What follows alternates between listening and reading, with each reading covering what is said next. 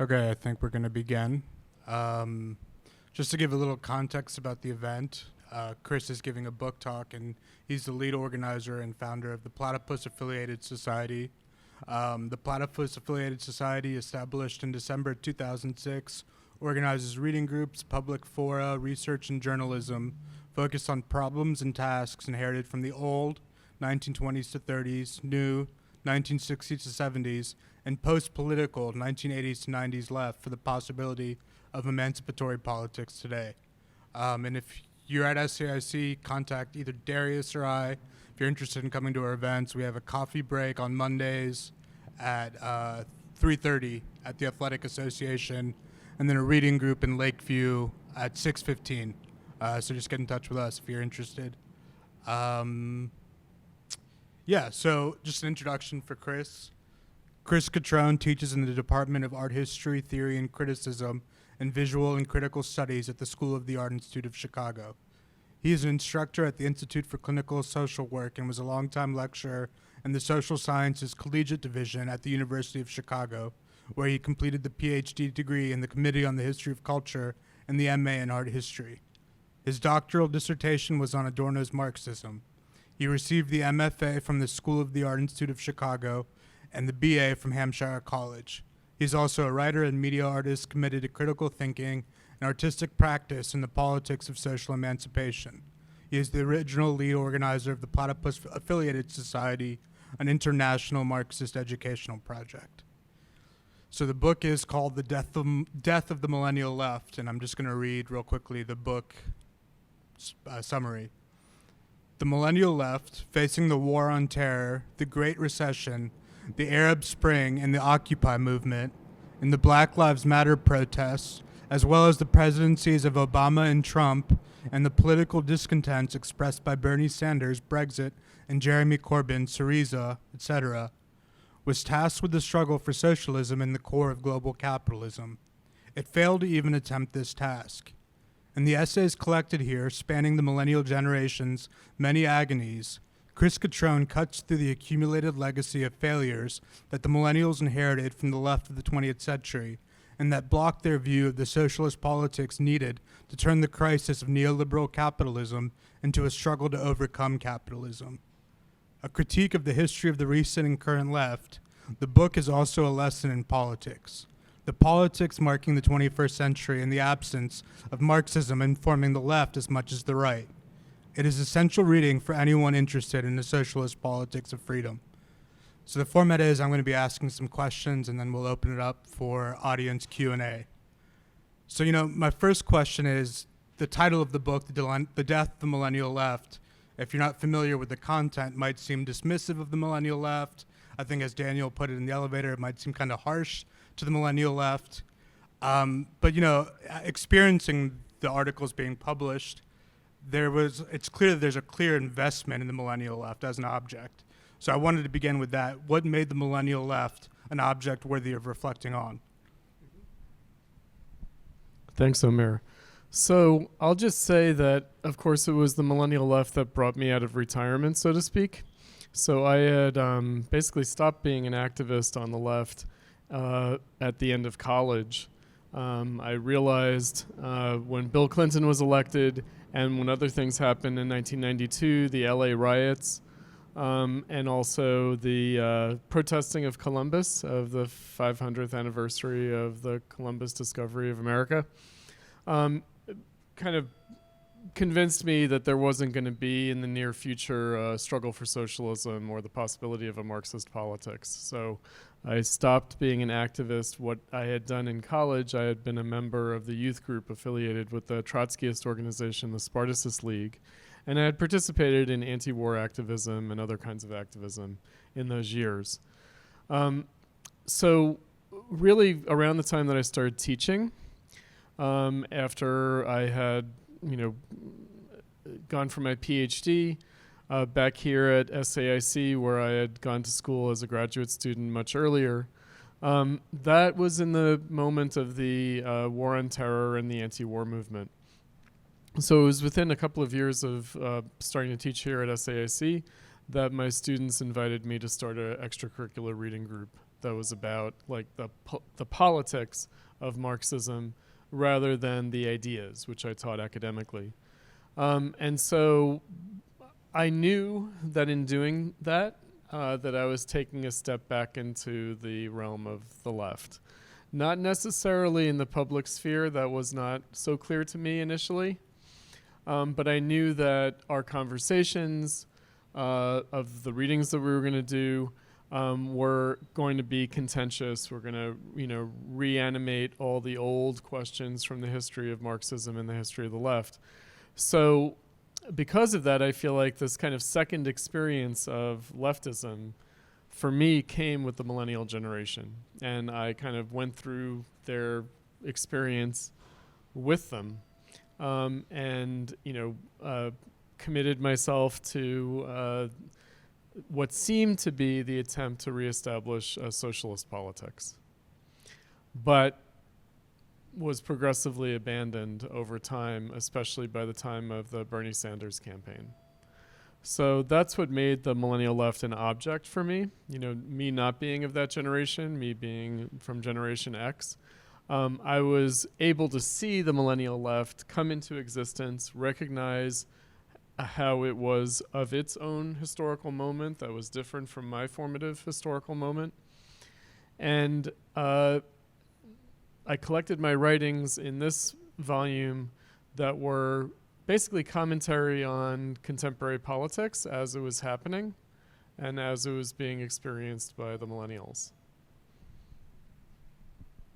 Yeah, I think it's interesting to see the articles in a book because my experience was experiencing each article in a specific historical moment published in the Platypus Review or put on in a panel. And I think when we think of a book of theory, we think it's something the author has already figured out ahead of time and is then merely establishing. Where it seems like in the book, a lot of the articles are about trying to reflect on the present as a historical moment of transformation. And so I wanted to ask, how did the actual trajectory of the millennial left shape maybe both Platypus but also your own thinking? Right. So I had to not only have a second kind of political life on the left with the millennial generation, but also I had to learn things, relearn things, unlearn some things. So I had to not take my own Marxism for granted, but really try to see it through the eyes of the millennials and through the current events that were kind of motivating people's consideration of what the meaning of the left and Marxism and socialism might be. So it was a learning process for me. It's really the way I think about being a teacher, is that when I teach, I'm also kind of relearning the material through the eyes of the students.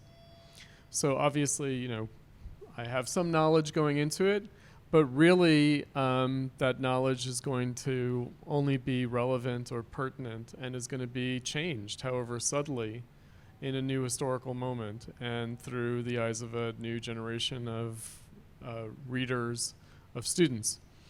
So in that way, I feel like there was an advantage to the experience of the millennial generation, but maybe also something disorienting and something confusing for them, which is that they actually relived a lot of prior history in their own moment.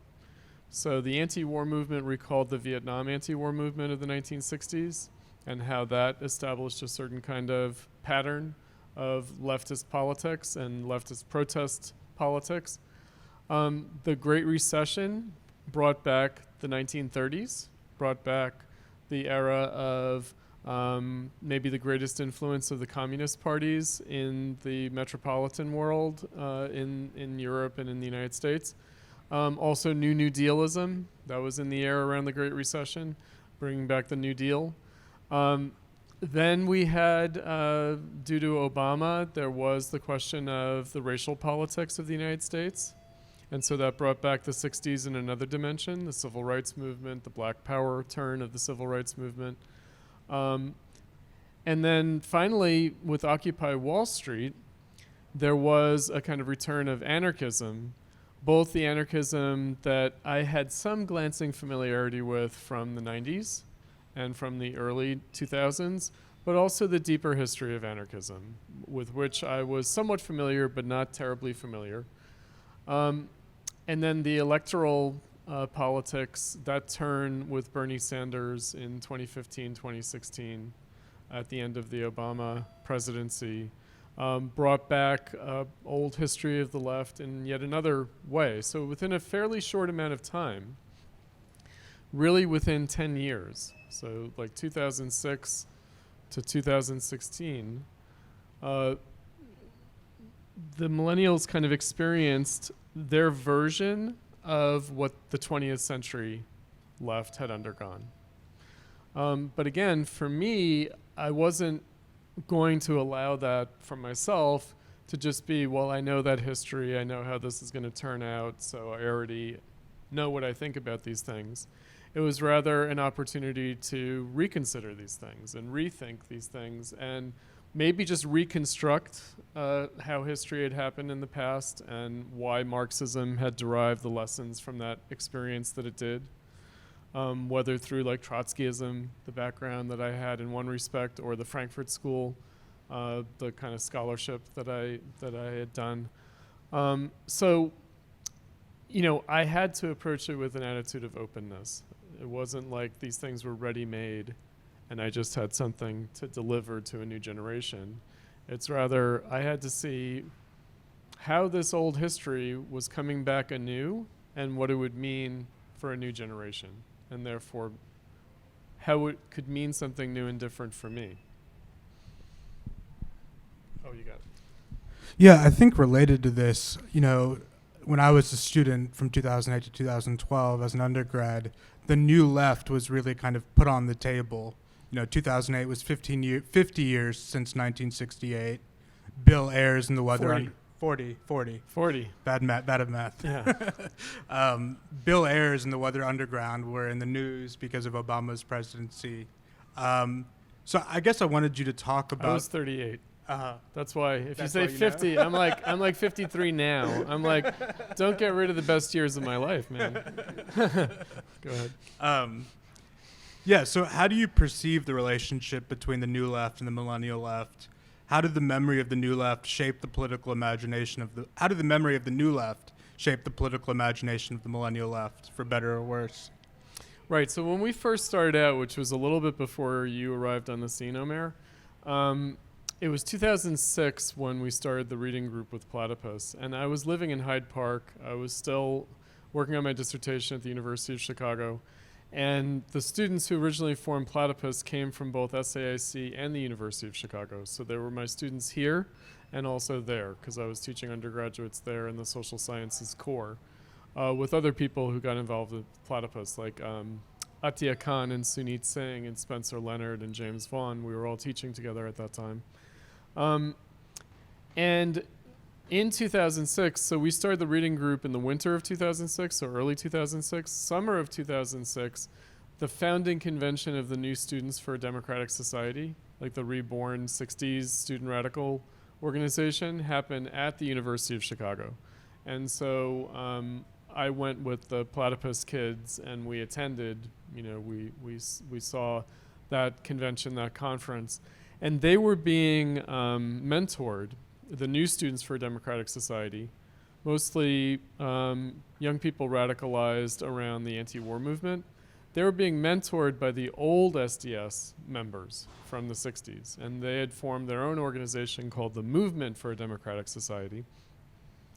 And they had, you know, very explicitly told the younger people, don't repeat what we did, don't follow us. We didn't get it right. We weren't successful. We didn't get it right in our own time. And so if you were to take what we did back then, not only would you repeat our mistakes, but it would be even worse because you'd be applying it to a different situation, because the war on terror is not the Vietnam War. Issues have changed since the 60s.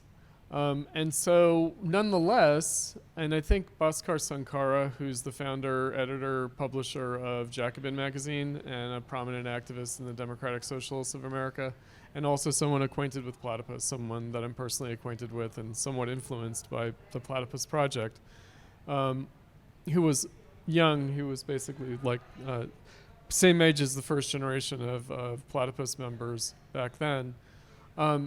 So he had commented on the fact that there was kind of nothing between the 60s and the millennial left, that there was no left for a long time between the 60s and the millennials. Now that wasn't, of course, entirely true, but it was also, did capture something. So Gen X, my generation, hadn't really produced a left of our own. The closest that we came to doing so was in the 90s. And really that culminated with the Battle of Seattle, with the anti-World Trade Organization protests in 1999. But that hadn't left much of a mark, and it was sort of occluded or obliterated by 9/11 and the War on Terror. So the whole like anti-globalization movement or alter-globalization movement seemed to have been completely swept away by the new anti-war movement that presented the world situation in very different terms from those of the 90s. So in that respect, early on, the millennials kind of acknowledged that they were picking up from the 60s, that they were taking up the mantle of the 60s, even though they kind of knew that they had to do things differently. Now, interestingly, of course, fast forwarding to the end of the story, Bernie Sanders. Right, so Bernie Sanders is a 60s radical, very famously. And he was a little bit atypical for the New Left in that he was a member of an old left organization. He was a member of the Socialist Party of America, which is the original socialist party in the United States from the pre-World War I era. So very, very old organization, although it had undergone very significant changes in the meantime. So again, it seemed like the millennials in some ways inevitably were picking up from the 80s and 90s, but not in a way that really manifested clearly. Instead, it seemed like 1968, and we're marching on from there. Yeah, you kind of addressed this in an earlier comment, but I kind of wanted to double down on it. I mean, it seemed like, yeah, the beginning of the millennial left, the new left was an explicit kind of reference. But yeah, fast forward to 2016 and Bernie, it seems like a kind of old left language of a New Deal, socialism, Marxism, class, came into fashion around that campaign. And so how do you explain that shift? Is that a kind of getting serious about politics? Is it a kind of lowering of political horizons? The transition from the new left being so kind of prominent in the early moments, the millennial left, to fast forward to 2016, the DSA, and a kind of imagination of an old left.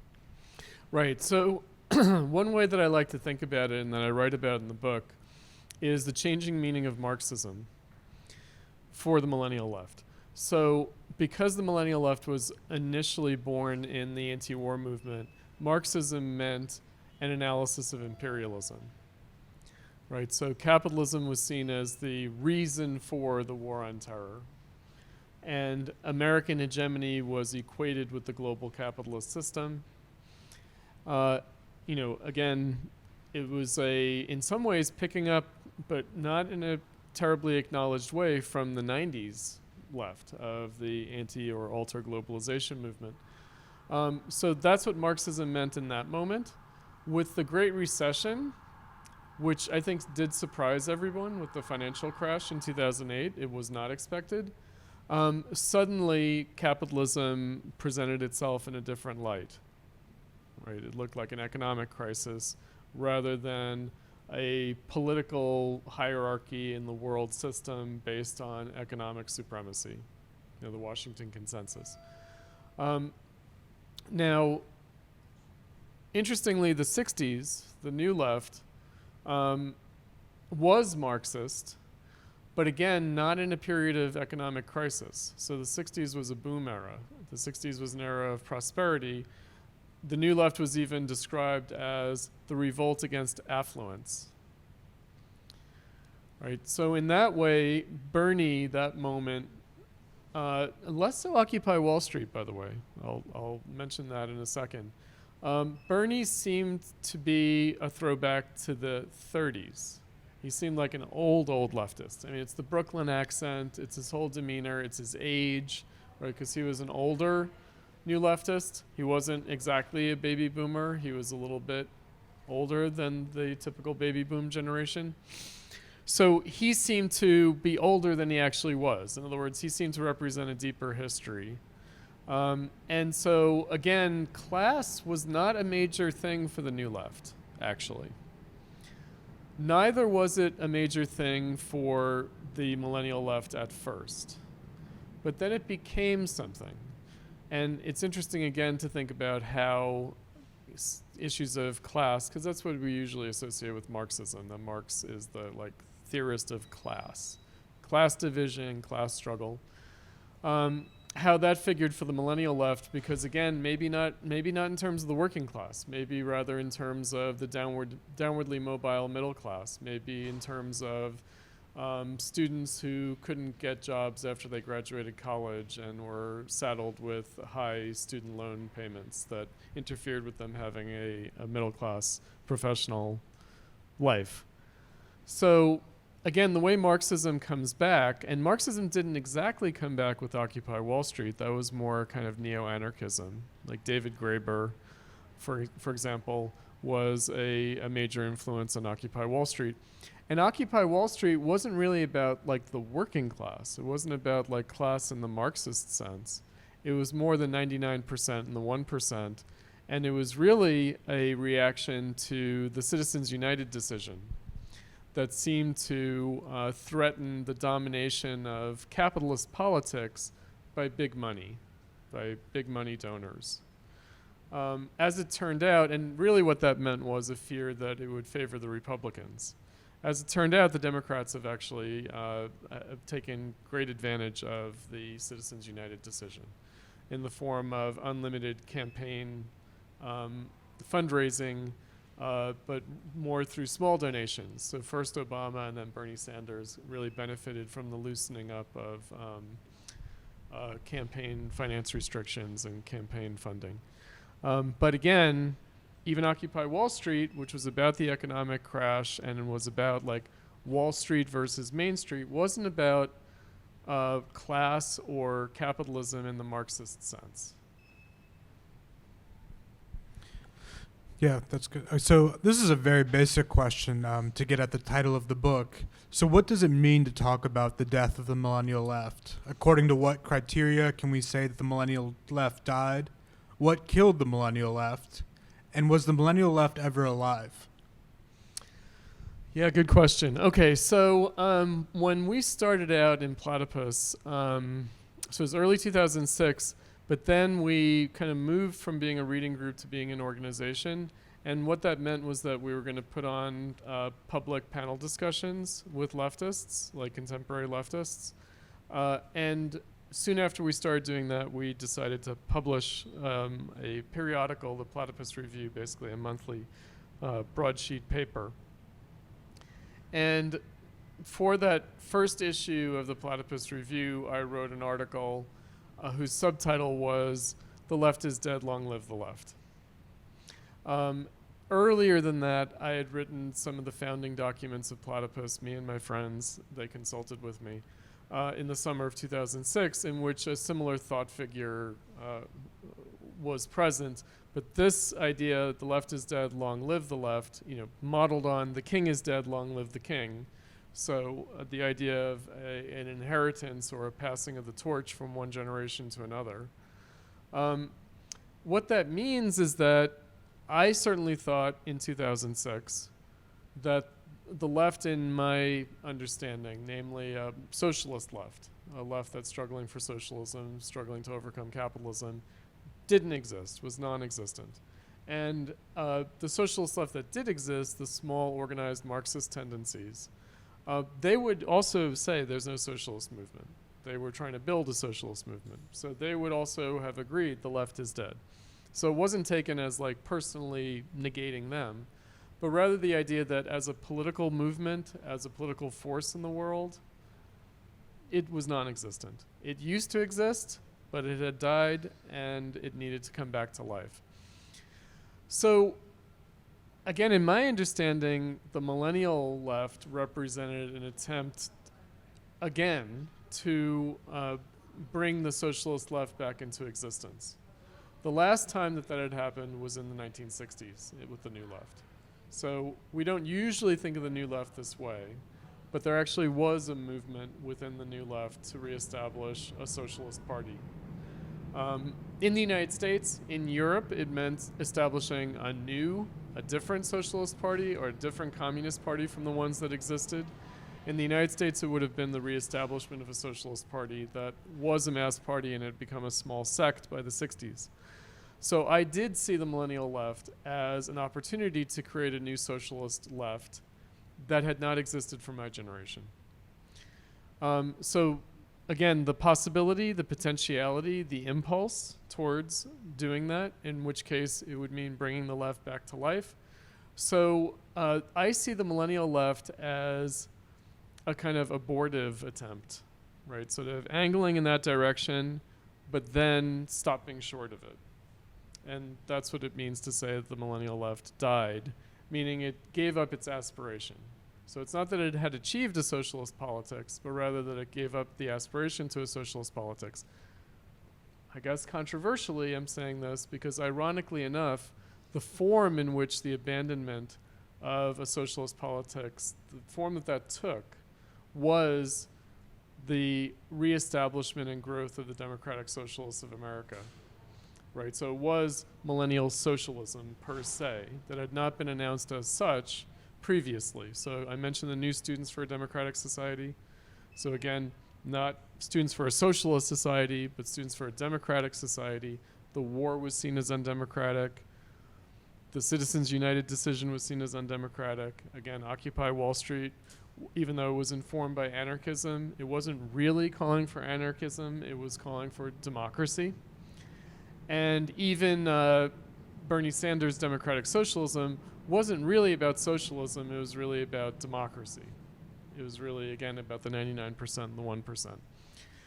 So in that respect, millennial socialism, the explicit public announcement and the high profile of millennial socialism, so AOC, for example, Alexandria Ocasio-Cortez, the Squad as socialists, I guess even Jamal Bowman is a socialist. So the original Squad and the expanded Squad are socialists. That, for me, that apparent triumph of socialism or rebirth of a socialist politics in the United States actually marks the abandonment of a socialist politics in favor of a Democratic Party, progressive, liberal, capitalist politics. Right, so that's the sort of concrete, sense. Now, I also don't necessarily see that impulse to reestablish a socialist politics. I don't see that really continuing in a different way from that millennial socialism of the Bernie campaign and the Squad. So you've kind of raised, the millennial moment as a moment of potential and opportunity, at least at a certain moment, for socialist politics. And also that we experience a kind of political crises in the millennial moment. So I wanted to ask, how did the opportunity and potential for socialist politics present itself in the millennial moment that was never made good on? What did that look like? Or what could that have looked like? Right. So again, it was sort of a grasping towards Marxism, some kind of grappling with the Marxist framework. Again, first as like understanding imperialism, understanding international war, as somehow related to capitalism, again, kind of loosely. It wasn't really thoroughly thought out. I mean, obviously there was the idea that somehow the war on terror was due to the profit motives of like Blackwater or like military contractors. I don't know that that was really taken too seriously by the Millennial Left, but that was there. And so in this respect, again, the question is, what was motivating the return to Marxism or the reaching for this history, for the deeper history? The Great Recession, the financial crash, was, another kind of reaching back to Marx and Marxism, including in a more mainstream way. So not only the Millennial Left, but even people on Wall Street were cracking open Das Kapital, like trying to figure out what happened. Right, because they were quite unclear as to why the financial crash happened. I mean, there were explanations. There was the idea of the housing bubble and this kind of thing, but people still wanted a deeper explanation. Most people in the know to some extent, concerned with these matters, even just capitalist economists and Wall Street people, knew that that was a superficial explanation, that there was a deeper dynamic at work. And the millennials, for their part, also tried to reestablish the Marxist critique of capitalism and understand Marxist theory in this way. Again, Occupy Wall Street was not so much that. It was more anarchist, but I will also say something about anarchism, something that's less in this book and more in the companion volume that will come out in January, which is the more kind of properly theory book, which is there was a phrase around the time of Occupy Wall Street in the context of the Great Recession, an old phrase, but it came back for the millennials, which is Marxism in theory and anarchism in practice, right? So the idea is that Marx and Marxism are good for the theoretical understanding and critique of capitalism, but Marxism is bad as a politics because, after all, look, it led to the Soviet Union and communism and this totalitarian repression. And so we need to be theoretically Marxist, but practically anarchist. There was that kind of idea. So now when we come around, there's a kind of a 2008 moment of the New Deal, and then there's the Bernie Sanders moment of the New Deal. And by the way, the Bernie Sanders moment of the New Deal, the kind of missed opportunity of Obama, right, even applied to Trump. So during the campaign in 2016, Trump's famous book is The Art of the Deal. He's written several books, but that's his most famous book. And the New Yorker did a profile of Trump, an article called The Art of the New Deal, in which they portrayed Trump as FDR. Right, they did a little cartoon illustration, and it was FDR in a top hat with one of those Foppy cigarettes on a cigarette holder, right? So looking very like dapper FDR, but it was Donald Trump. So it was understood that the moment, again, first in 2008 with Obama, but that is a missed moment. The moment after Obama was also another bite at the apple of New Dealism, whether in the form of Bernie or in the form of Trump, and also in the form of Hillary, I should also say. That Hillary also put a different aspect of her progressive, like Democratic Party politics forward in the context of the succession to Obama. So again, the moment of clarification was, well, what is the relationship? What is the difference between Marxism and socialism and a kind of progressive liberal capitalist New Dealism and welfare statism? So again, the millennials did struggle with that. But I feel like Trump's election put that question on hold, and it hasn't ever really been taken up again. It's been sort of quietly shelved, because people understand there is a difference between FDR and Lenin or Eugene Debs, right? That's the American socialist poster of whom is legendarily on Bernie Sanders' Senate office wall.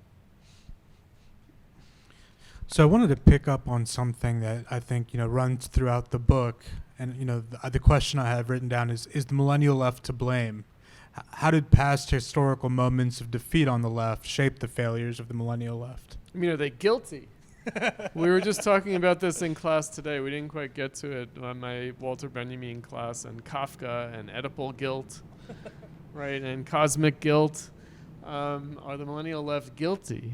Yes, they're guilty. Children, you're guilty. Sorry, no. Or are they rather tragic victims, right? Are they tragic protagonists? But even that might not spare them from cosmic guilt. So, are they to blame? Well, the millennial left can be judged by their own ambition. In other words, they set a task for themselves, and they failed that task, and they abandoned the task. So it's not like an extrinsic criterion. In their own terms, they failed. And what's worse, they haven't quite confessed their failure.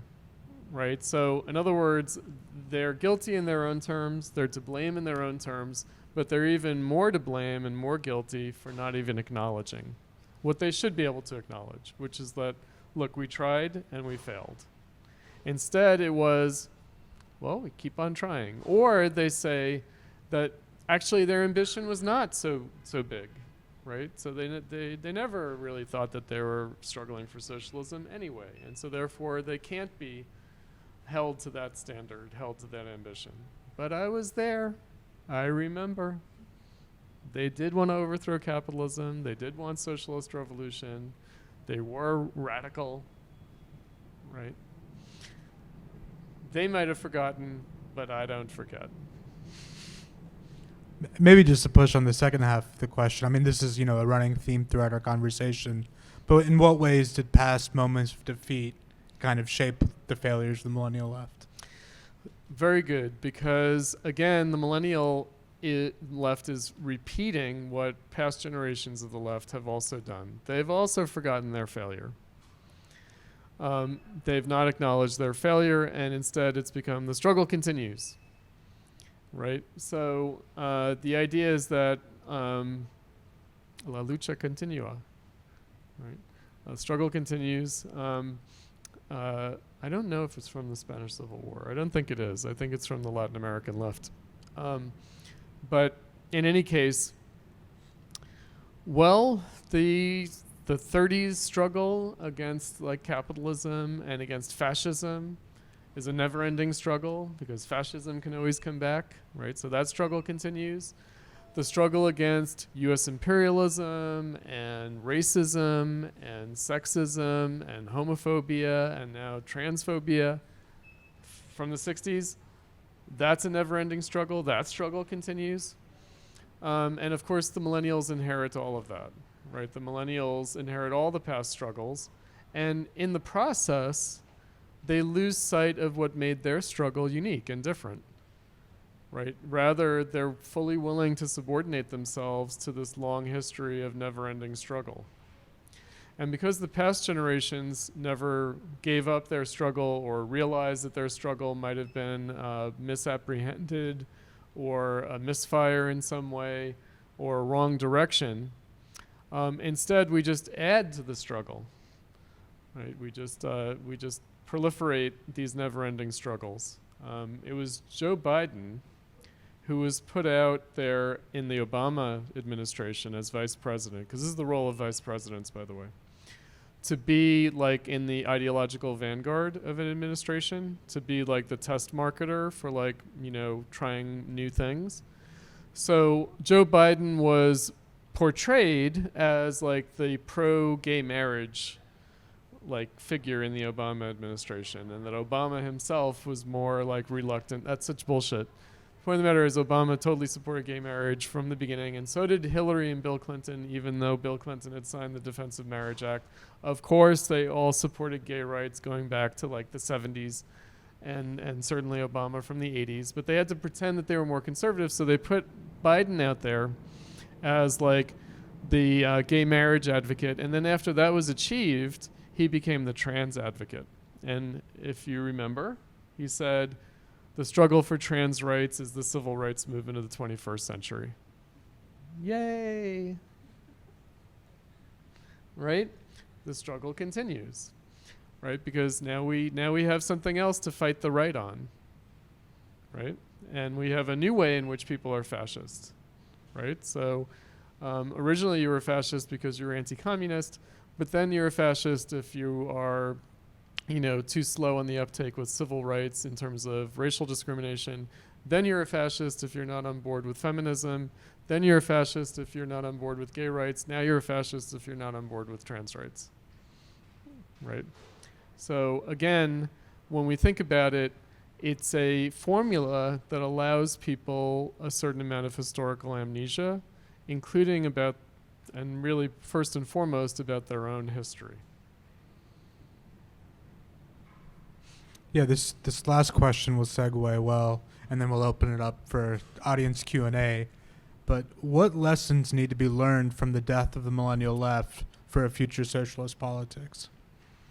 Good question. The jury might still be out on that, meaning we have to see how it plays out. We have to see how a new generation might have to struggle against the legacy of the millennial left, right? How discontent with the millennial left, with their formulation of things, with their gambit, with their kind of final gamble, which was the Bernie Sanders campaign. Younger people are will define themselves as a new generation of leftists insofar as they're not saying if Bernie had only won, but rather will say, well, maybe that wasn't the right thing to do, right? And so that kind of thing, I think, in various domains, right? Like, okay, Black Lives Matter was a total farce. We have to deal with this issue a different way, right? That's what it will take for the legacy of the millennial left to be really crystallized. I mean, in other words, it's easy for me as a pre-millennial to sort of see the millennial phenomena in a critical light, but really what will matter is what comes after, right? The retrospective view on the millennial left. Because, like I said, I tried my best to be open and in good faith, and I think I did an okay job of it with respect to the millennial left, an openness to doing things in a new and different way. In the face of its failure, it's easy for me to say, well, I could have predicted all that. Like, I knew that wasn't going to work. So really, it will take people trying to pick up the mantle and trying to deal with the legacy of the millennial left, but finding kind of authentically for themselves the need to do something different from the millennial left for the millennial left to become a proper kind of historical object. Okay, great. We can open it up to audience Q&A at C. Hi, Chris. So, how do I enter this? I guess I received my initial political education from millennial anarchists. And so what was shoved in my face was like the kind of Maoist, like Symbionese Liberation Army kind of thing. Uh-huh. And that was something that was also told to me, is something that you mentioned earlier, was that, Marxism had a point, but it wasn't like militant enough. So there was this weird like French communization theory kind of thing going on, that they do appropriate Marxism in a certain type of way, but tactically what they'll say is they're anarchists. Right. And so that was very confusing to me, but also like helpful in a different way, because now that I'm interacting with more Zoomers who are interested in Marxism as well, who might have not gotten an education at all from any, not to say that my education by millennials was good, but it seems that there is this sort of like cynicism towards the millennials and how they like teach the new left or the politics of the new left, their sort of narrative, in ways where they don't allow themselves to learn from even that, to pick up on those failures. Too even cynical. Right. Even if the millennials won't tell you like this was a failure, right? But actually taking seriously what's being said and being able to pick it up yourself. And so taking the attempt seriously. Right. And they're not even doing that. I'm not trying to say that the Zoomer left is also dead at all, really. It might be the way my generation was. Right. The 80s or something. So I was talking about this with someone else, right? That it does feel like there's just like nothing now. In the way that Zoomers are returning to theory. Right. And so my question is, how do we,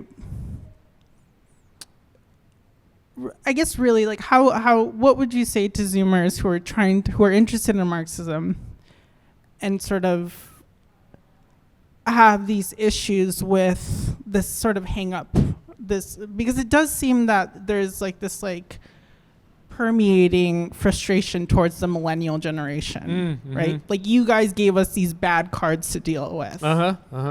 And so how do we deal with that? Right. So something that I kind of anticipated several years back now, which was that the DSA turn, like the Bernie Sanders, the Democratic Party turn, basically the electoral turn on the millennial left, would be reacted against by in the form of a kind of return to anarchism, or maybe to what was historically known as left communism. And communization theory is like the 60s version of, or post-60s version of, because it's more recent than that, but it draws on a lot of 60s thinkers, a version of a kind of left communism from the 1920s, which similarly was disenchanted with the Soviet Union and remained oppositional in the context of the New Deal era, like the kind of alliance between progressive liberal capitalist reforms and socialist and communist politics in the 1930s and through World War II. So again, the question is, when people are curious about Marxism, what is it about Marxism? Like, what does that mean? Because actually Marxism can mean a variety of different things. And so what about Marxism is of interest, is proving to be interesting. And especially if it's, again, the theoretical analysis or theoretical critique. I would say it's not even the theoretical critique, it's more the theoretical analysis. It might even be just the mere description of capitalism that Marxism gives you. Exploitation, class division, class hierarchy, and of course class struggle, right? Where that can itself be turned into a perennial, never-ending thing, right? Rather than a historically specific thing that has a point to it, like in the dictatorship of the proletariat. That's not just a sort of, the people at the bottom always struggling against the people at the top. Pardon me. So again, I think that for me the question always has been, and what I had to be open to, and I think now we would need to be open to with the new generation, when people are curious about Marxism, when people are interested about Marxism, what exactly does that mean? What about it is attractive or interesting or provokes curiosity? Now, I will say about the millennial left why I feel confident that the millennial left was some kind of impulse in the direction of a socialist politics is that it actually did deal with the political question. Namely, so I mentioned Bhaskar Sankara. How did I know him? How did I get to know him? How did people in Platypus get to know him? Around the question of reestablishing a socialist party, around the party question, the question of a socialist politics, and specifically the idea of on what basis would a new socialist party have to be formed. So Mike McNair of the Communist Party of Great Britain wrote a book published in 2009 called Revolutionary Strategy that was revisiting this question of the Leninist vanguard party, socialist parties before that time, communist parties after that time, and the Kautskian, the idea of going back to Second International Kautskian social democracy and those socialist parties from that era. Like I mentioned, the Socialist Party of America in the United States of Eugene Debs was based on that conception of the political party that Marxists had. Now, again, what's interesting about that is that's Marxism in a very specific sense. Marxism as a theory, but connected to a political strategy. And in many respects, one can say that that's what theory always was for Marxism. It was an explanation. It was a perspective, a kind of self-critical perspective on a political strategy. So it was a political strategy that tried to understand its own historical context. Because even the political strategy of Marxism wasn't necessarily original to Marxism. It was inherited from a larger pre-existing socialist movement. So basically what Marx and Engels did was they took an existing socialist movement that had a certain set of political demands, but also took a certain form, took a political form, and Marxism tried to explain how that was part of the history of capitalism and how it was very much of its own historical moment. In other words, tried to be kind of critically aware of its own historical possibility. Whereas now we're in a realm of more abstract principles, right? So we argue about like democracy or centralized authority or like anarchism or hierarchy in organizations. We argue about those things now as more transhistorical, like abstract principles, as values in and of themselves, rather than as phenomena of a certain historical moment. In other words, what is it about capitalism and what it would take to overcome capitalism that might necessitate taking certain kinds of political action? Instead, the question is the ethics or morality or tactical viability of those actions in and of themselves, rather than thinking about how they're connected to their historical moment. At an earlier time in the Millennial Left, people were thinking in those terms. They were thinking, okay, so in some ways capitalism is the same, and so we have to do something the same that people have done in the past. But also, insofar as capitalism has changed and is different, we might need different tactics and maybe even a different strategy. That is no longer being discussed, right? And so I would say even like communization theory and like the coming insurrection, like that kind of stuff. So around Occupy Wall Street, but also around things like Black Lives Matter, and even Me Too, for Christ's sake. The idea of protests without demands and movements without leaders, right? So that combination, movements without leaders and protests without demands, because both leaders and demands are the ways in which movements are co-opted or defeated or turned into their opposite, right? So if you get rid of like leaders becoming dictators, like Lenin leading to Stalin or something, or if you get rid of demands that can always be taken up by the capitalist state and co-opted, then somehow you can keep the movement alive without ever having to risk. Right. So in a negative sense, even that, which you can tell I'm not terribly sympathetic to that perspective, but even that is trying to grapple with something that now is not talked about. Right. So there was a self-consciousness, like I said, to Occupy Wall Street, but also to Black Lives Matter and to Me Too. There was a very deliberate, intentional strategy involved and tactics adopted in order to prevent the defeat of the movement. Did it? No. But at least they were aware of some kind of a problem of like means and ends and what are we trying to accomplish and how do we not get co-opted or defeated? How do we sustain this, you know? And again, now it's just, well, how do we pressure Jamal Bowman to vote the right way on this or that bill in Congress, you know, aid to Israel or whatever. Like, you know, like totally nothing to do with socialism. Right.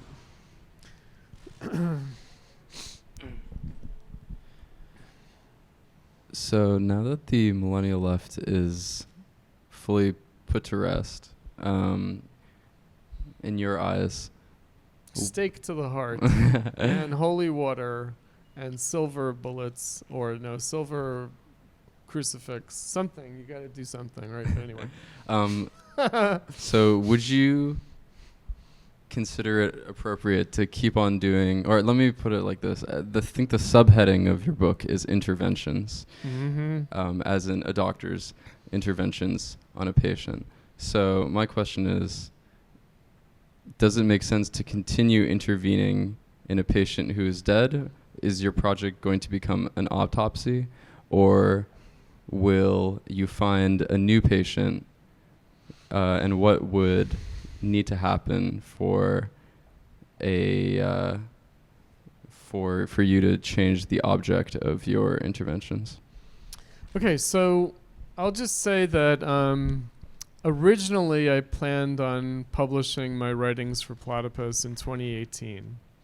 So in 2018, I published a book called Marxism in the Age of Trump. Platypus Publishing published it. And it collected my articles and also panel transcripts of events that Platypus put on the Bernie Sanders campaign and the Trump election. So it wasn't like I edited the volume. I had a lot of my own pieces in it, but it was more like a kind of a Platypus book, like kind of capturing the Platypus engagement with that moment.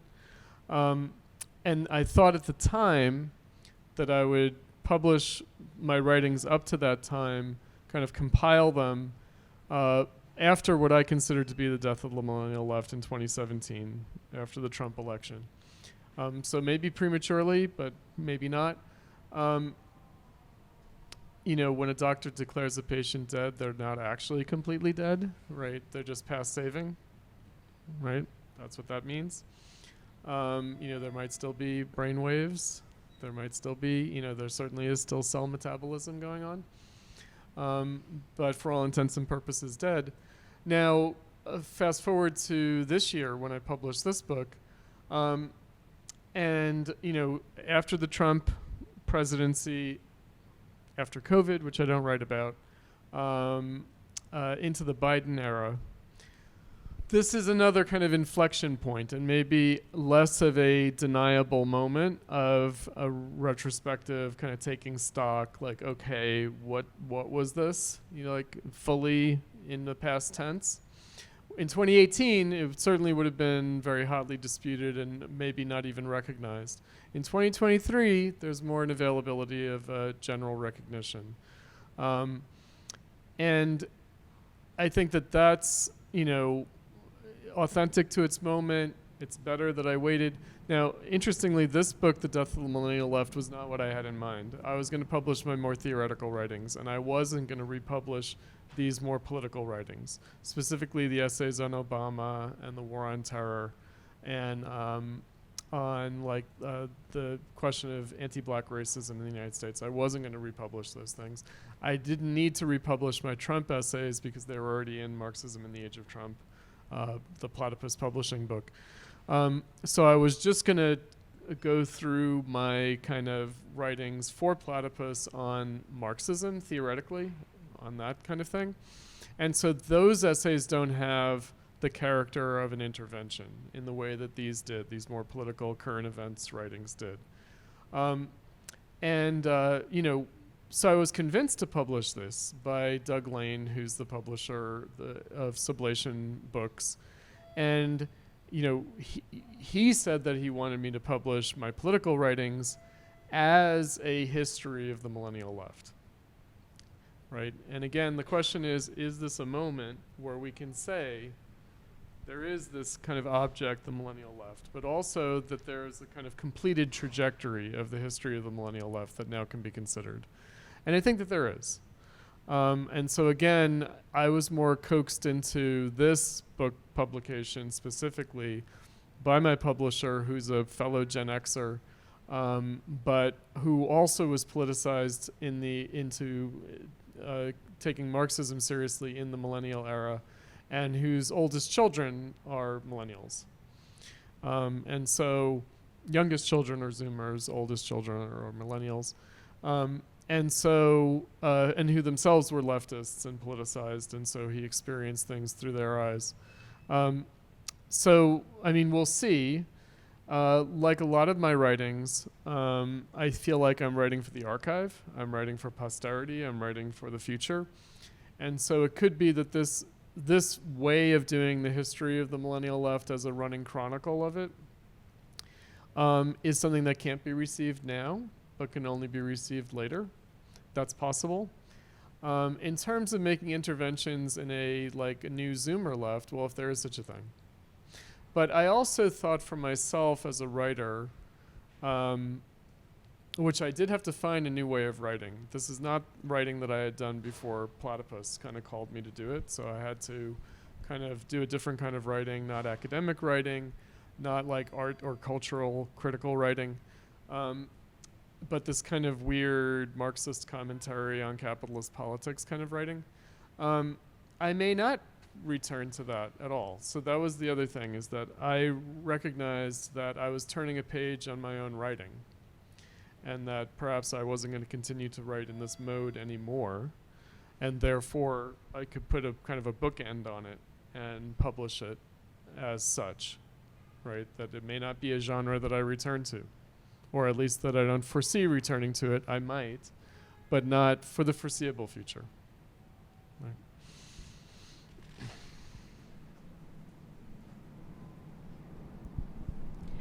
Right. Hey, Chris. So you keep saying the objects of the Millennial Left, which I find that fascinating, and I couldn't help but think immediately of the theory of objects from Baudrillard, how he, this is more of an art object, right? Of like creator makes an art object and then gives it autonomy, and then it's able to then create conversation within itself and then without itself. And I'm not saying that you're like creator of Millennial Left who's like then like giving autonomy. In some ways I was, though. Horrifically, I actually did shape the Millennial Left more than I intended to. But go ahead. Yeah. That was kind of my next part. I find that interesting. So then if you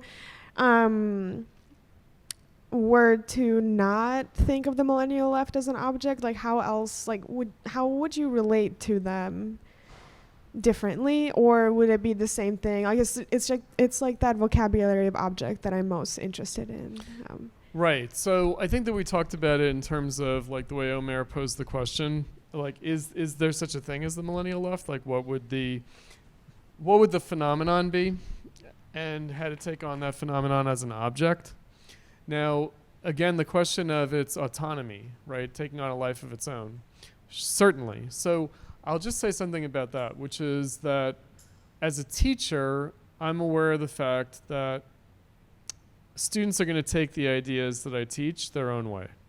In other words, I'm going to put something out there and it's going to be taken up, and in that sense it's going to have a life of its own. It's going to have an existence separate from and independent of its meaning for me, right? So that's where the analogy to art would come in. There's the artwork and its meaning to the artist, and then there's the artwork transcending the meaning that the artist had for it. Now, I'll just, because it came up and because I made my little like semi-comedic response, I'll give some substance to how I did create the Millennial Left and did shape it. Bhaskar Sankara. Not only him, but also other DSAers, prominent DSAers, the core leadership of the DSA, are people who either were students of mine, or they were members of Platypus who were there and then quit and now are in the DSA, or there are other people. So basically, a lot of the Millennial Left has been not Platypus. So one of the things that happened in our history is that throughout our history, going back to 2007, there was a constant refrain of, we want to be Marxist, but not like Platypus. Or we want to be Marxist, but not like Chris Cutrone. And that's been going on almost 2 decades. And so I mentioned this in the book in my preface, that I both unintentionally, but also very deliberately, sought to shape the left in reaction to me, right? So one of my goals, because being brought out of retirement, I was like, okay, children, we're going to get on the merry-go-round now. And I don't know how much fun this is going to be for me, but I will do it. Okay. That basically I set myself the task of, if these kids aren't going to become Marxists, then I want them to become anti-Marxists.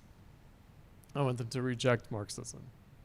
And so insofar as I have been gradually convincing people over the years that Marxism actually is what I say it is, and they don't like that, they have given up on Marxism. And that's good as far as I'm concerned, right? So I literally, at a certain point, this is several years back now, I said to myself, if the only thing I do is convince everyone that they don't want to be Marxist, that will be good because it means there won't be this fake Marxism, right? In other words, it will be like, okay, that is Marxism, and we don't want to do it.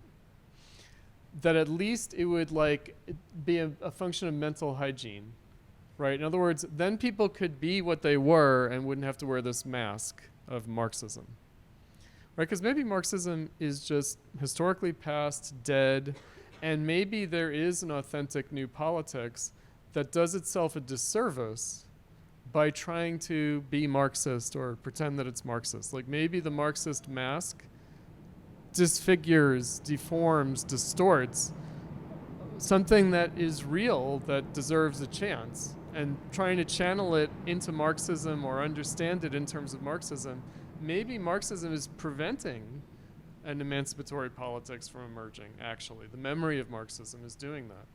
And so if the only thing that I do is negatively convince people, let's forget about Marxism, that might be something. That might be worth doing in and of itself.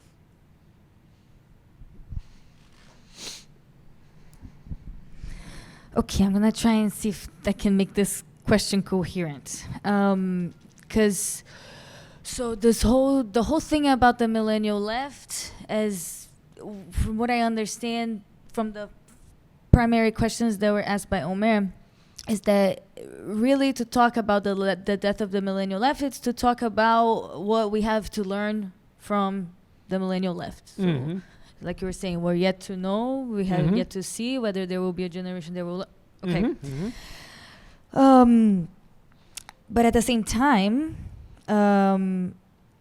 you also were talking about how the millennial left was kind of stillborn in a sense. It might have had certain impulses, but there was already this failure of learning from the previous failure of the left. And so even though they had these impulses, it was already the minimal task, which was to have to learn from the past, was not fulfilled for those impulses to be able to lead to something. Right.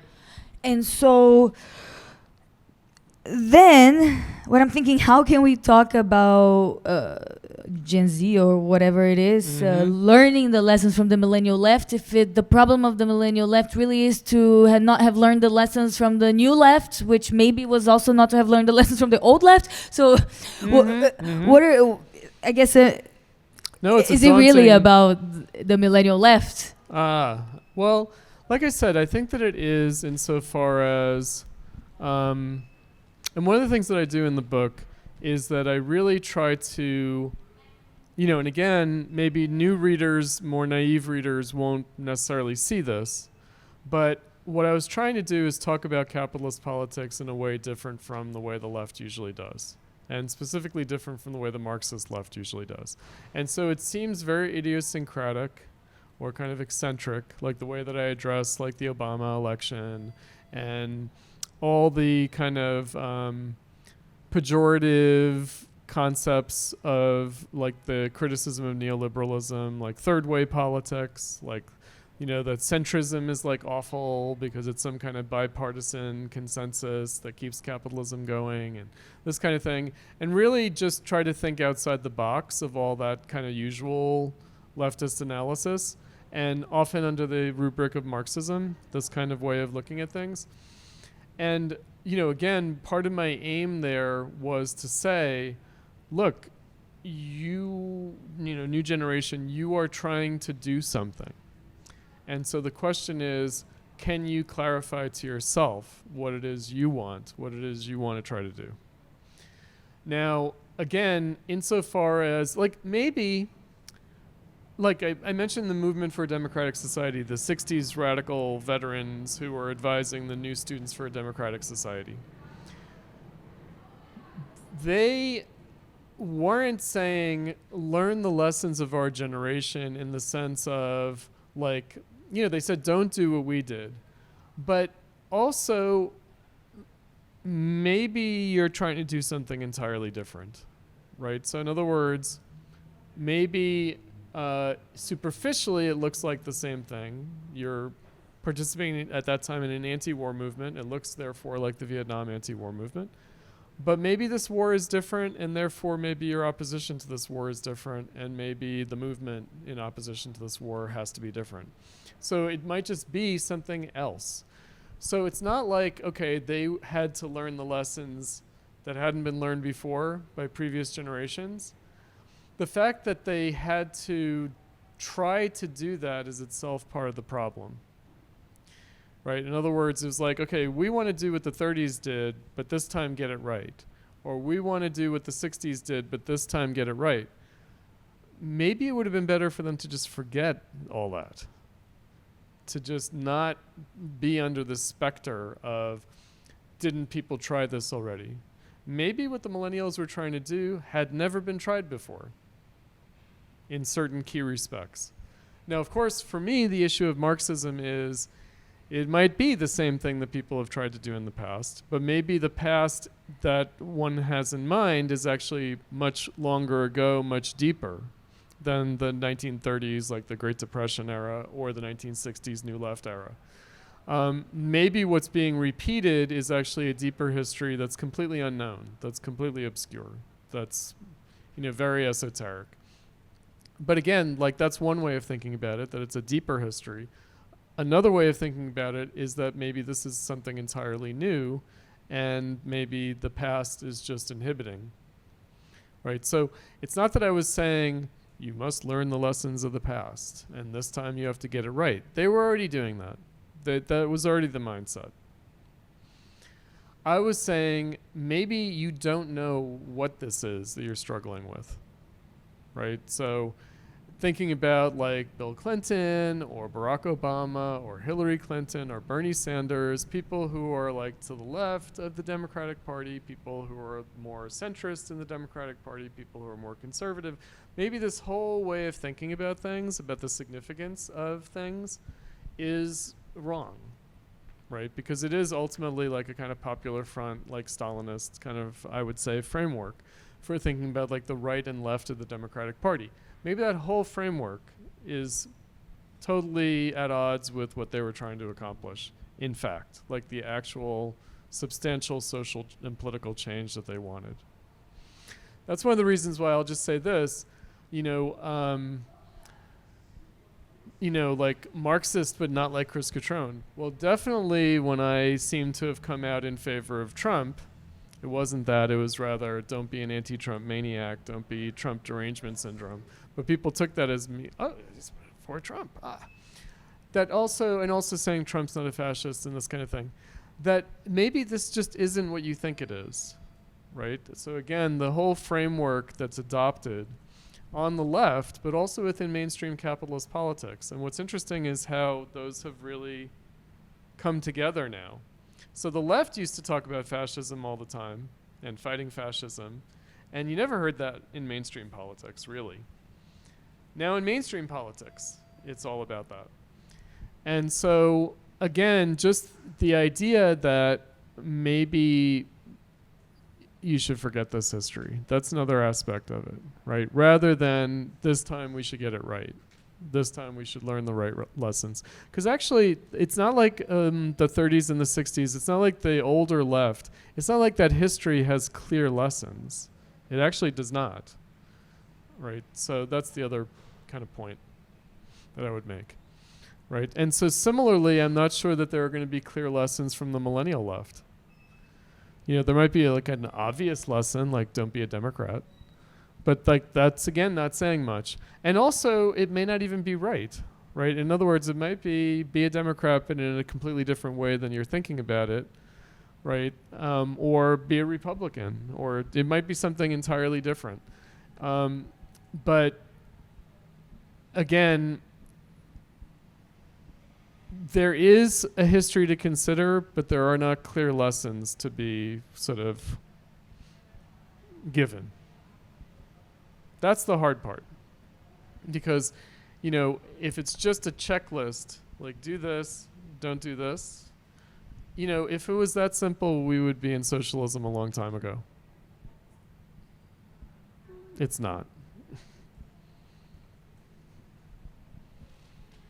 Any last questions?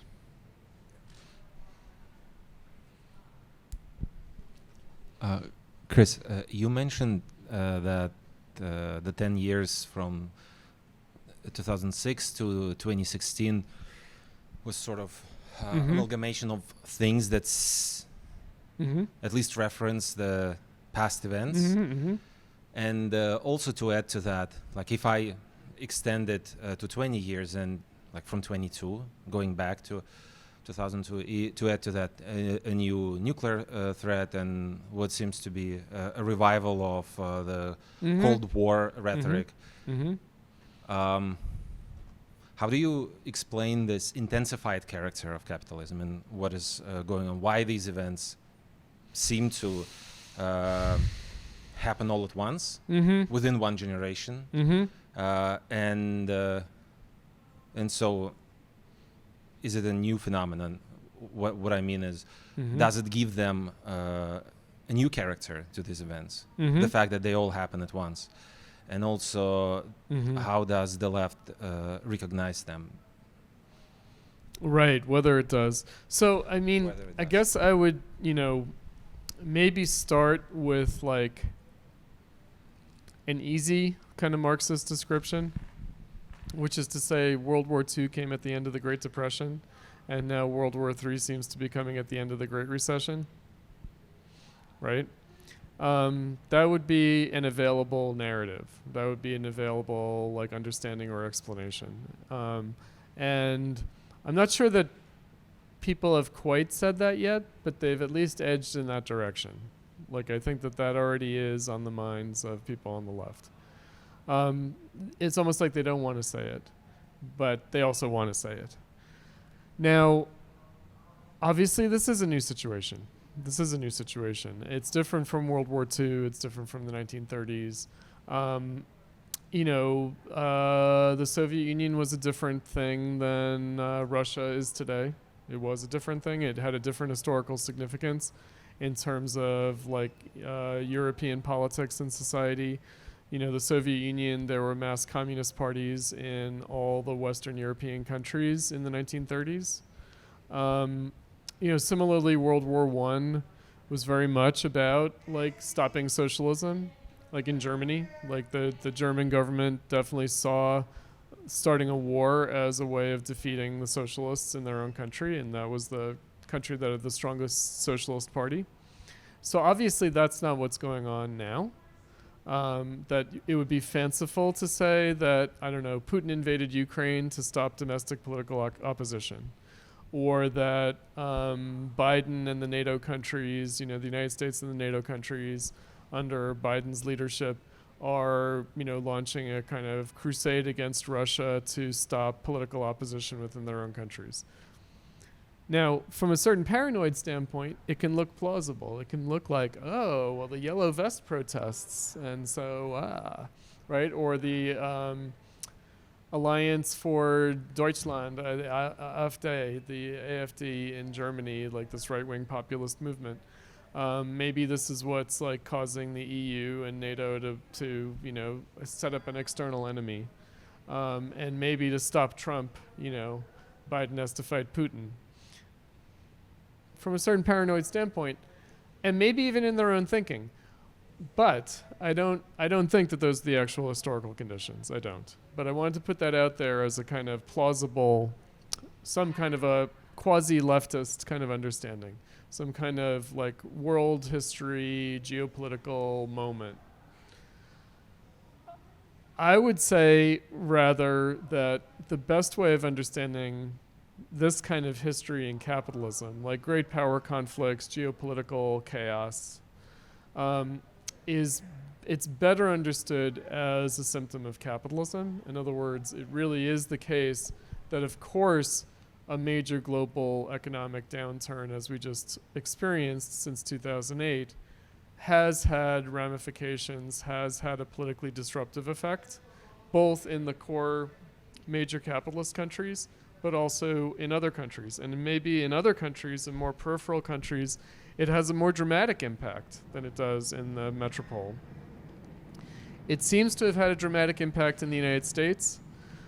But again, I wouldn't want to understand that positively. I understand it rather negatively, meaning Bernie and Trump were obviously symptoms of a crisis of the major capitalist parties, like their inability to do politics as usual, to conduct electoral politics and even policy implementation as usual. Like there was an impasse, there was a crisis that has taken place. But I think that has less to do with a deep social crisis of capitalism and more to do with a kind of brittleness and ossification and weakness of the capitalist political order, meaning it's much more conjunctural, that there's no particular reason why the two parties, the Republicans, right, who are also devolving into chaos now, right, they just unseated their own majority leader in the U.S. Congress, Kevin McCarthy, as Speaker of the House of Representatives.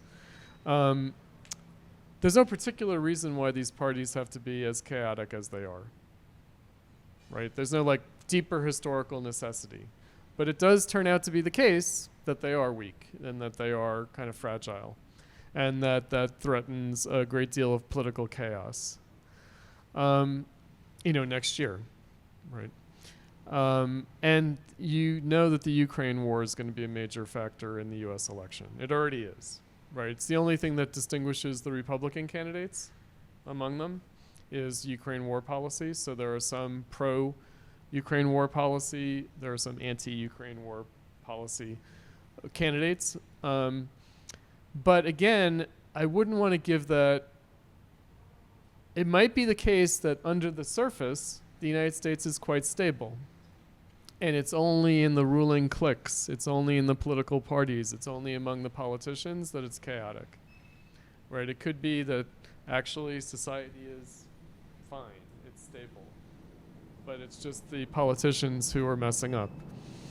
And I see war that way too. In other words, I don't see war as necessarily driven by deeper historical necessities. I see war as the realm in which mistakes can be made. Right, in which people can take risks, can have gambles, and can fail. So the way I understand the Ukraine war is I think Putin made a mistake. I think he gambled and lost. I think he lost already. Like I think within the first couple of months, he lost. And that now we're just dealing with how deep that loss is going to go, right, and controlling the loss. That's the way I see it. I could be wrong about that. But one of the reasons why I see it that way, so I might be wrong in this case, is that, again, I don't see war as a zone of, like, historically determined necessity.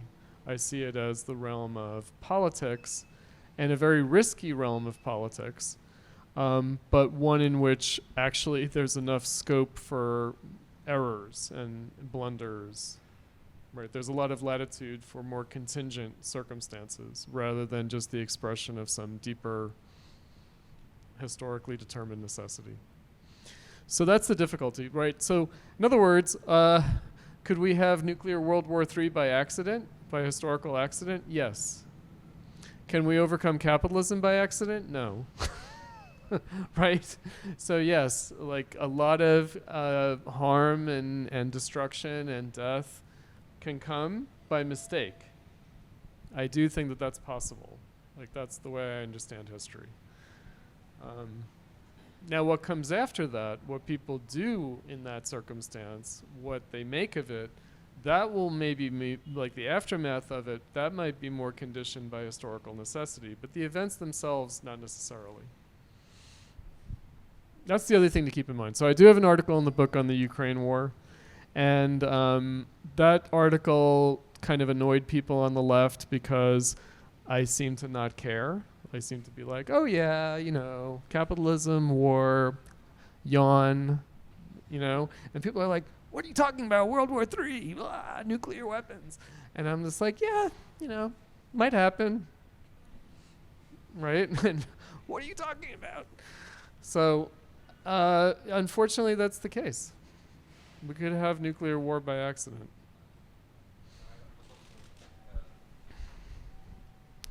I was also wondering about the intensified character of, Uh-huh. of all that, like all these events that you mentioned, New Deal and etc. And Mm-hmm. overall, it does seem to happen within the span of 20 years, and so it has this. So here's a condition. intensified- Here's a weird conditioning factor.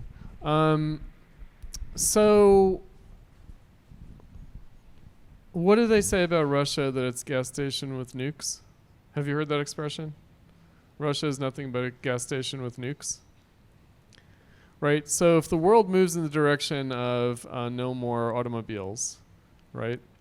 And even electronic cargo ships, right? Then Putin won't even be a gas station with nukes. He won't even be able to maintain his nukes because he won't be a gas station anymore.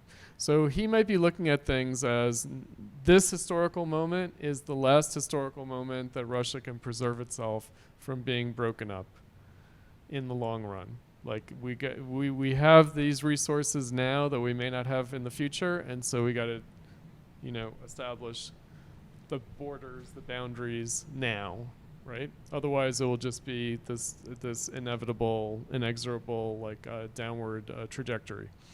So, so like Green New Dealism and global warming and climatology, whatever, might spell the end of a power like Russia. That's one thing. The other thing that I'll say is China. The Great Recession, China had a way of staving off the effects for a long time, maybe no more. In other words, it might be that now China is really going to be impacted in a way that it can't prevent, that it can't save itself from, in which case it might find itself in a position where it has to do things now before it can no longer afford to do them. That can happen too. So, again, that's going to be up to decisions, right? There's no guiding hand of history that's going to force anything. People are going to make decisions, and they could overreact and they could make mistakes. So in many respects, what you're talking about the last 20 years, we're still feeling the effects, and many of those effects are still yet to come, I think. Right. So, in other words, the crisis that began and that really was contemporaneous with the Millennial Left, that crisis is not over. The Millennial Left might be over, but the crisis that gave birth to it is not over. And furthermore, the effects of that crisis are not fully felt yet.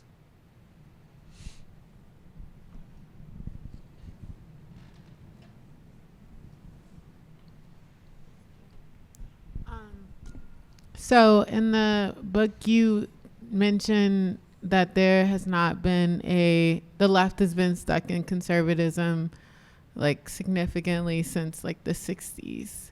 And also you mentioned the 30s with the New Deal. And that in this time we have a different need for just politics in general. But also you mentioned in the 60s when the US was rebuilding itself, that Europe and Japan was rebuilding itself. So I guess with the new needs that we need now in the US, how does that look to you in terms of global rebuilding as well as That's us a good rebuilding question. right now? So I was actually just in an interview with a woman who's a political science professor in Kansas, Lori Johnson. She has a podcast called Dust Bowl Diatribes, and she's a Christian socialist, Catholic Christian socialist. Anyway, and I was recalling in that conversation, in that context, and it hasn't been released yet, but it will come out soon, the podcast. Do you know that Trump has a kind of a program for the 2024 election, which is to build 25 new cities in the United States? Yeah, model cities. And I mentioned in that podcast, and I'll mention again, and of course I'm forgetting the guy's name yet again, as I did in the podcast. There's a guy who wrote an article called The Case for Colonialism. He's an American historian. He might be Canadian American. He was on Douglas Murray's Uncancelled History podcast talking about his article and his book and his perspective. And so he thinks the third world should be developed by the metropolitan countries like Japan and South Korea and the United States and Europe, that they should be setting up charter cities, model cities in Africa and Latin America and the Middle East. In other words, that they should do another wave of colonialism to develop the third world. And so this is like a potential program that you could have another world boom based on a new kind of infrastructural like project, both in the United States but also abroad. So there's that. I don't know what that amounts to, what the resources for that are. Again, it's raised by the question of like the Infrastructure Act, right? Which was turned into this other thing because now like we're in this funny bureaucratic realm of language. And so like human infrastructure as opposed to physical infrastructure, because physical infrastructure is like a straight white male thing, but human infrastructure is like a women and people of color thing. And then they also talk about like neurological infrastructure, that the internet has to develop the neurological infrastructure, which means it needs to like operate on our brains a certain way. Like the tech people actually talk about this. Yeah. And so we need to invest in the neurological infrastructure, right? To have the economy that we need, right? And this is facilitated by concepts of neurodivergence and that kind of stuff too. But getting back to the model cities idea, the pilot cities idea. In other words, maybe cities like Chicago are just past saving. Maybe they're just totally decrepit and all this money has been poured into them to kind of keep them afloat. But maybe what needs to be done is just start new cities in wherever. All right. Build it and people will come. There are possibilities for the renewal of capitalism. Right, so one of the things with the millennial left that dogged it is the idea that this was a terminal crisis of capitalism, that the crisis of neoliberalism was the end of capitalism per se, that this was like a crisis of capitalism that couldn't be recovered from. And they had all sorts of explanations for how that might be the case. So I think rather that the crisis of the Great Recession era was an opportunity for, and the depth of the crisis and the ongoing character of the crisis is actually an opportunity for a greater rebuilding of capitalism than has been possible since World War II. So basically there hasn't been an opportunity to rebuild capitalism perhaps on this scale since World War II. But maybe also the neoliberal era itself should be reconceived of as a form of the renewal and massive rebuilding and expansion of capitalism. So in a place like the United States, it's easy to say, okay, well, the cities went into decline after the 60s, and then they were rebuilt starting in the 90s. And now they're kind of going into crisis as a function of the Great Recession. But you could, if you expand outside of the old legacy cities and that kind of framework, you could also see how the United States was developed in a completely new way since the 60s, right? So in the South, I mean, there has been a lot of development. And also like the exurbs, like the suburbs that aren't the traditional 50s suburbs, but are sites of production and commerce. That are not just bedroom communities. So again, a lot of ways that the left thinks about these things are actually blinding to what's really going on at the level of society and capitalism. And so that's the kind of caveat that I try to put out there, which is to say that we're not even, like in the usual leftist ways, we're not even necessarily looking at the right things. We're not looking at the right things. We're not looking for the right things. We're not paying attention to the actual dynamics at work. That's what it means to be stuck in a past framework. So you brought the question of conservatism, right? So that's the real essence of the conservatism of the left, or why the left is dead as a left. It's not only dead as a political force, but even in its outlook, in its general historical kind of understanding, it's backward looking. And in that way, it's conservative. So you could say that starting in the 30s, there's a kind of fight the right idea. Fight fascism, fight the right.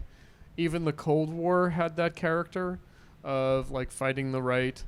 And certainly in the neoliberal era since the 60s, since the New Left, when it gave up on its ambition, then fell back into a kind of, well, okay, we're not going to accomplish what we set out to accomplish, but now we have to stop the right-wing reaction against us.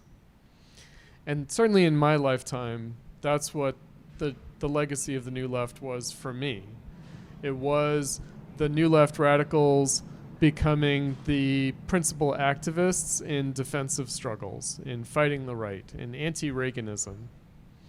And we can see that now with Trump. That Trump has provided that opportunity of saying, yes, Obama was insufficient, and yes, we wanted to do more, but now we have to hold the line and prevent any backsliding. Right, we have to fight the right. Now, what's interesting is that the Biden administration, this era, has seen a progressive push. So the Biden administration has kind of incensed the Republicans because it has actually sought to be more progressive than the Obama administration had been. It has pushed a more explicitly progressive agenda. And again, the left has been sidelined by that because that progressive push has not come from the millennial left, and it leaves the millennial left in this kind of uncomfortable position of not knowing what that is and whether or how to support it. And so even in that context of a kind of Biden administration new progressivism, the left per se still seems to be in this kind of defensive posture.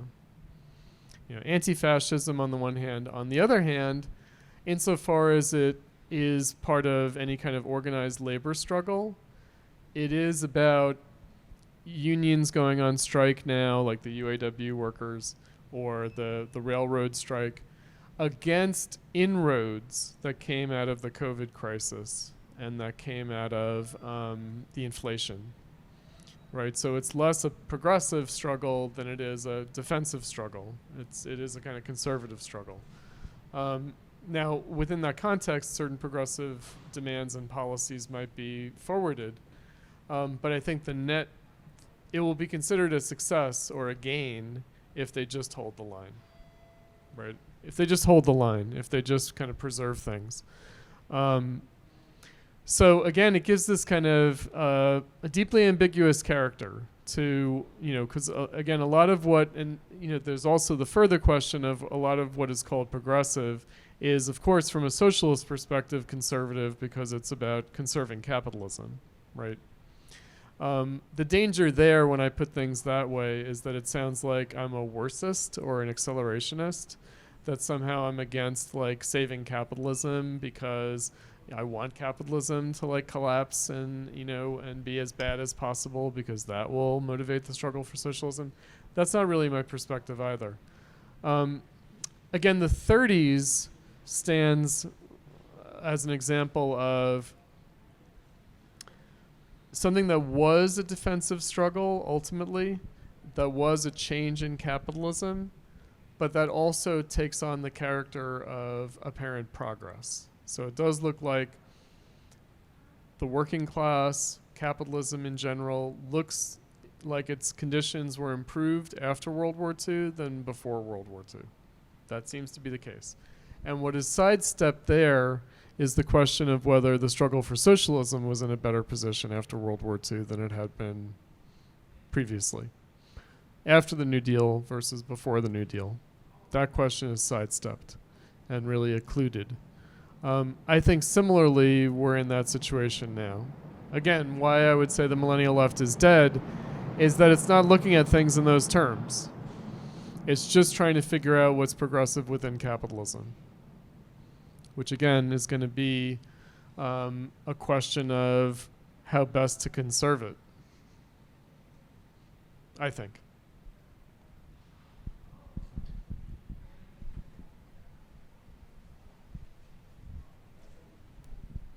So I had a question because it seems that some of the themes that are coming up are the sort of what you talked about earlier. Like, we seem to be talking about ethics and moral like questions, right? And this is why the question of liberalism is also taken up by the Zoomers today. Like, what is liberalism? Do we need, like, the mug takes up like republicanism? Do we need like it's a Marxist unity group, right?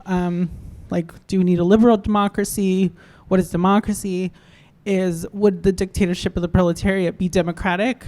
And so my question is, and you also bring up the issue of progress, right? And how the millennial left is dead because it seeks to conserve capitalism without actually admitting that that's what it's doing. Whereas maybe perhaps the movement for socialism would admit that there is like a sort of conservative character to what it's attempting to do, which is save society from destroying itself in order to overcome the situation. Right. So with all of this, right? The question of liberalism, right? Like, how it's brought up today, it seems that there is this sort of two-way attack coming from the Zoomers, but also like the Zoomers as like anti-liberalism, like we right, but also from like the millennial left too. And so it seems to be coming from a sort of confusion about all these things that I mentioned. So here's a kind of a legacy. So earlier you mentioned like communization theory, and you also mentioned like Maoism. And of course those are very different things. I mean, they had some connection maybe, but they still were quite different things in the 60s in the New Left, like the French New Left. So one thing that we do inherit a bad legacy of the 20th century is a kind of Stalinist assumption, I would say, which is that certain things have to be sacrificed in order to get beyond capitalism, right? So, in other words, the dictatorship of the proletariat is some kind of sacrifice of liberal freedoms in order to advance the cause of socialism.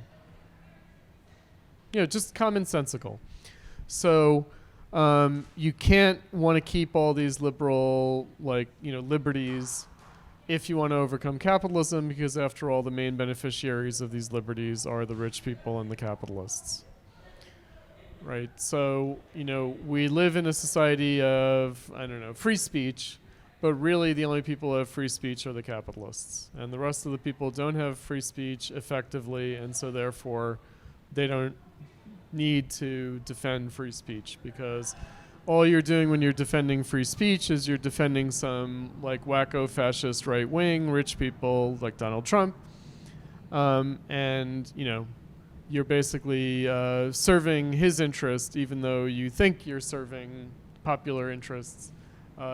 In effect, you're doing this kind of ideological work on behalf of the capitalists. So there is this kind of long-standing idea that a very long-standing idea is the idea that freedom and equality are in opposition to each other, right? That if you have freedom, if you have too much freedom, then you get inequality. And in order to achieve equality, you might have to sacrifice certain freedoms.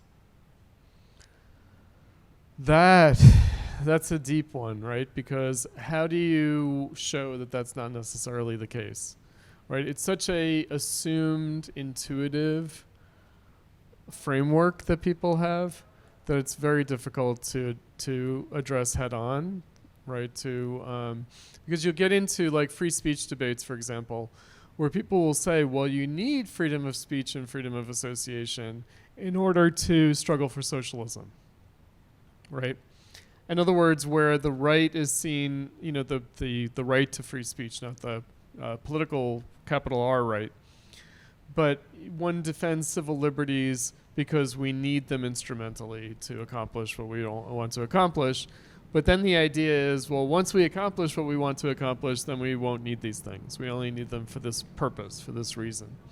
So we defend free speech until the revolution, and then after the revolution, we revoke free speech in order to put down the reactionaries and win the class struggle and achieve socialism.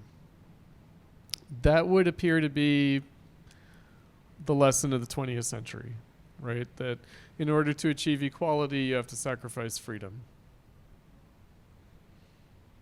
So, how do we argue against that? It really has to do with how one defines socialism. And again, this is where I would say, even if we're not necessarily going to be Marxists in the future, still there might be some lessons from Marxism, from old style Marxism, not from like 20th century Stalinist, communist Marxism, but rather from Marx and Engels, right? The very definition of socialism itself, like what is the problem with capitalism? Is the problem with capitalism that there's inequality? Or is the problem with capitalism rather that there's unfreedom?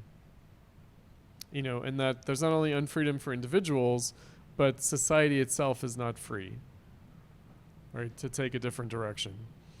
That's where you get, so I'm thinking of like a DSA writer, Ben Burgess, right? So he says, well, no, the left also has to defend freedom, but it has to attack capitalism as a limitation on freedom of the working class.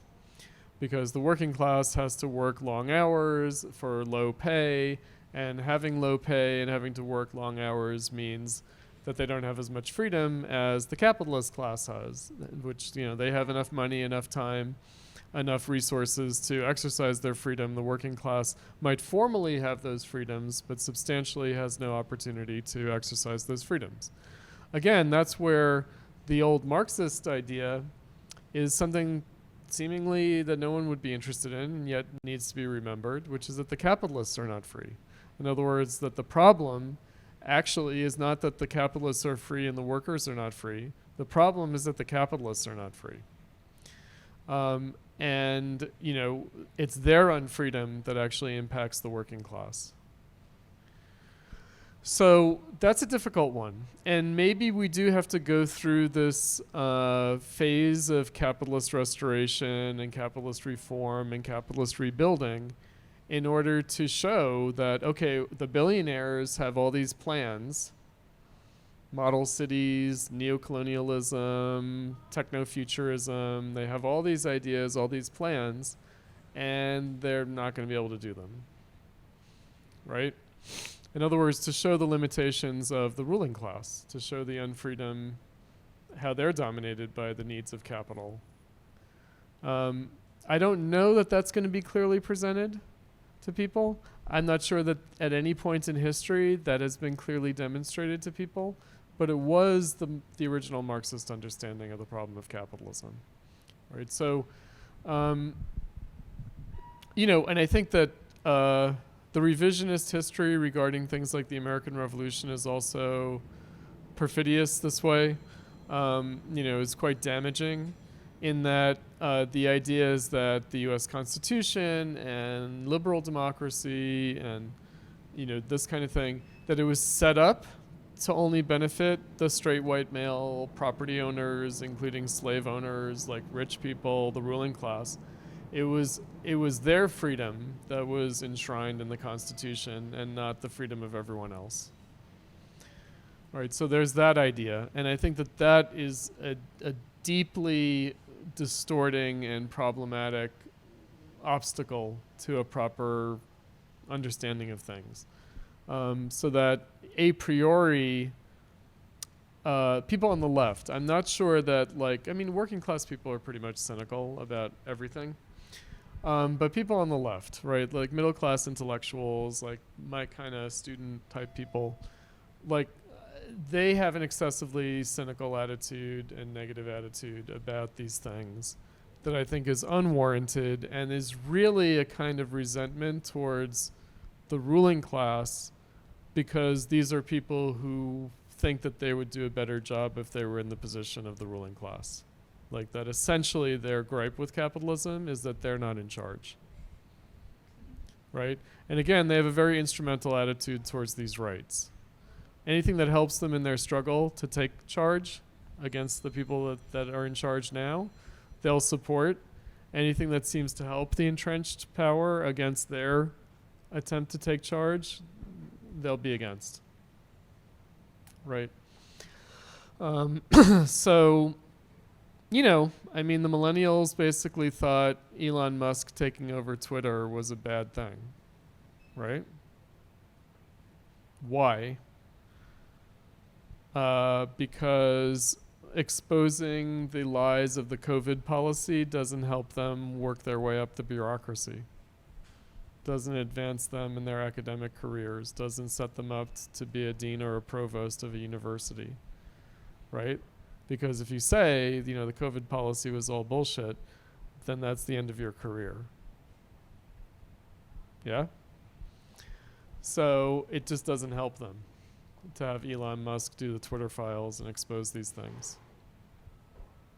If it did help them, then you know that they'd love it. Right? It is kind of like that. So we are, you know, to get back to the issue of tactics and principles, I think people are very unprincipled, very unclear as to principles, and have an inability to stand on principle and understand that principle and tactic are separable, different things.